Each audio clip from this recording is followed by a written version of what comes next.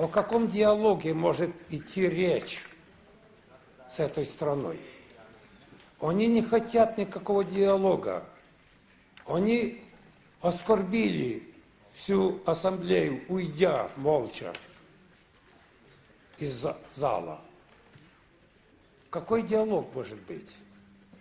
Я когда-то считал, что принципы, которые были разработаны в Советском Союзе, в частности, провозглашены на 20-м съезде КПСС, о мирном сосуществовании, они были в основе всех отношений, международных отношений после Второй мировой войны. И мне казалось, что Россия тогда сыграла важнейшую роль у разработки этих принципов. И я думаю, что Россия всегда будет придерживаться их в международных отношениях, в международном праве. Но сегодня оказывается, что Россия категорически не согласна с тем мировым порядком, который организован после Второй мировой войны, и с теми принципами отношений между народами и государствами. Она сломала все. Обладая ядерным оружием, она запугивает весь мир, в том числе и Европу.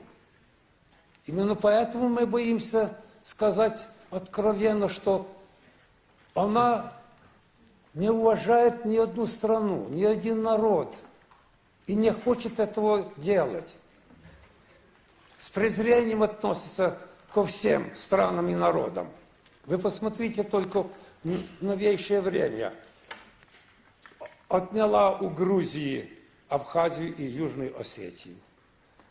Приднестровье отторгла от Молдавии. Поддерживала агрессию в Нагорном Карабахе, в частности, против Азербайджана. В последнее время Крым отторгла от Украины. Она не хочет никаких разговоров. И, по сути дела, отторжение Крыма является реакцией на те события, которые произошли в Украине. В Украине был свергнут диктаторский, клептократический режим Януковича, и она хочет защитить его. Я скажу, русская душа загадочна, но русский советский писатель Виктор Астафьев раскрыл эту душу. Он сказал: русский человек очень добрый человек. Он тебя чаем напоит, он тебя обогреет, но он же тебя и прирежет. Опасайтесь этого.